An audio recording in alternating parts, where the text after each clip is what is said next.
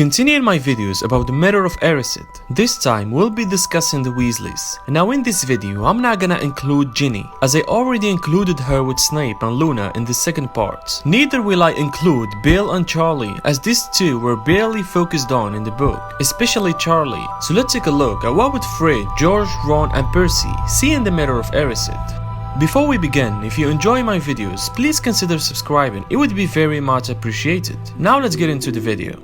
Let's start with Fred and George Weasley. Fred and George were the fourth children born to Arthur and Molly. From a young age, they enjoyed making mischief and pranks. They also greatly enjoyed teasing their brothers Percy and Ron. So I think during their childhood and before the age of 11, Fred and George wouldn't desire anything. The twins are the happier characters in the series, and they at that point were living their best childhood period. As Dumbledore explained, the happiest man on earth would look into the mirror and see only himself exactly as he is. But after leaving to Hogwarts, the situation changed and the twins started having desires. Although they were known for being poor and coming from a family that wasn't wealthy, this never brought them down. Instead, they were proud to be Weasleys. Fred and George were very popular among the Gryffindors, well known for their jokes and pranks. So if Fred and George during Hogwarts years would have looked into the mirror, they would see themselves as Quidditch players and excellent beaters, and a credit to the Gryffindor team, always winning against the other houses, but most importantly winning the House Cup, as Gryffindor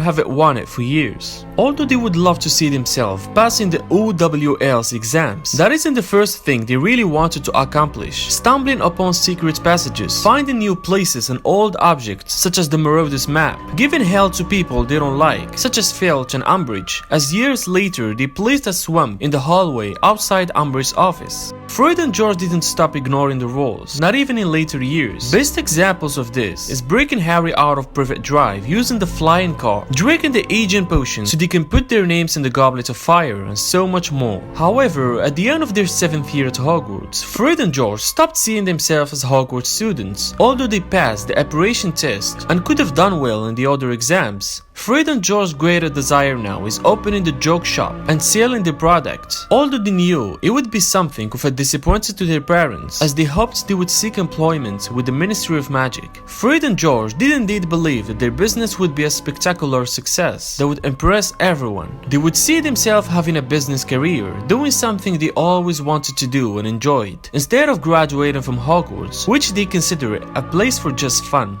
But during the Battle of Hogwarts, Fred and George would be seeing the same thing their friends and family see. Voldemort is gone and finished once and for all. Unfortunately, the unplanned tragedy took place, the death of Fred. Fred was much more than a brother to George. He was his best friend, his other half. To have that taken away from must have been one of the most devastating things in his life. They had plans together and more jokes and pranks to be made.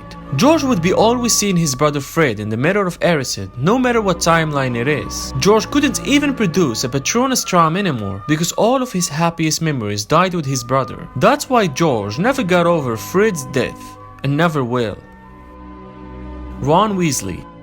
Although we already had a scene where Ron looked into the mirror and saw what he desired, I wanna go deeper and explain what he saw and also discuss what would Ron see in his later years. So Ron at first saw himself as a head boy and a Gryffindor Quidditch captain holding the cap on his arms. As the second youngest sibling in the family, Ron often felt defined by what people knew of Bill, Charlie, Percy, Fred and George, the siblings who had come before him. Ron not only saw what he most desired in the mirror, but perhaps how he wanted other people to see him too. Ron was occasionally insensitive, insecure, and feeling invisible, because if he did achieve great things like his brothers, people would tell him that he did it like Charlie, Bill, and Percy. That's why he saw himself standing alone, the best of them all, because he wanted to be recognized as Ronald Weasley. Ron grew up and realized that he was enough just as he was. He didn't have to be the best to be worthy of love and admiration. Ron worked hard on achieving his dreams. He did indeed become a Quidditch player, although not a captain, but it was fine for him. And he won the Quidditch Cup while playing for Gryffindor team, something he was proud of. Ron also became a prefect, and again, although not a head boy, a prefect still worked for him. Talking about Ron's desire, it could never end. He wanted to get out of his brother's shadow, getting new robes for school rather than Bill's old robes, or his aunt's. Having to choose a pet for Hogwarts rather than taking Percy's old rat, buying a new wind instead of getting Charlie's old wind. But Ron was never ashamed of his family. He was self-conscious about his hand-me-down. But in later years, if Ron would have looked into the Mirror of Erised, he would have seen himself, Hermione, in a relationship and dating. He would have seen himself and her walking in Hogwarts grounds and being together all the time. Ron had a crush on Hermione since before, and I could say the same thing for Hermione. Their relationship was noticeable from the beginning. Let's not forget the moment where Ron got jealous over Hermione's relationship with Krum in the Goblet of Fire. The relationship with Lavender was somewhat of an improvement point in Ron's life, and this clearly intended to make Hermione jealous. But during the Second Wizarding War,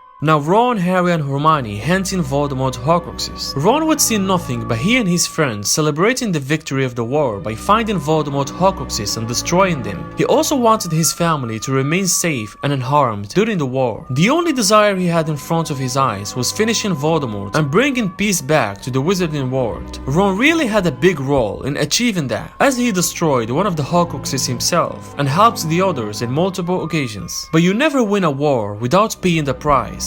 His brother Fred died during the battle, something Ron was so devastated about. Ron after the war would see his brother Fred in the Mirror of Erised, something that was never easy to forget. Ron would also see himself marrying Hermione after the war, having children of their own, his family and friends attending the wedding and standing next to him, being happy, healthy, and smiling back at him.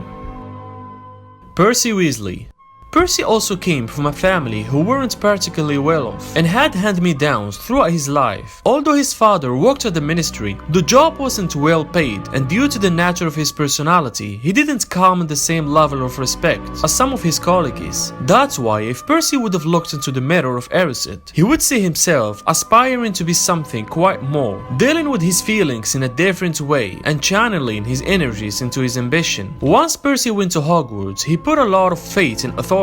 So if Percy looked into the mirror, he would see himself being a prefect and proud of it, taking the role seriously, enjoying the level of seniority it gives him over other students, and becoming very self-important and performing the job as best he could.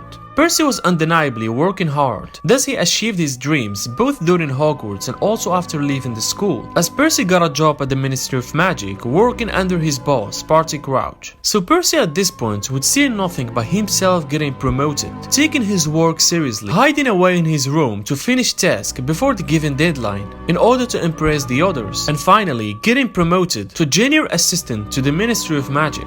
Because Percy didn't care about anything but his job, he even abandoned his family in favor for the ministry. He simply got blinded by his own position and fate, something he really regretted in the end. But Percy redeemed himself before it's too late. He was ready to admit to his mistakes. Percy cared about nothing in the end but reconciling with his family, sticking to them and fighting alongside them until the very end.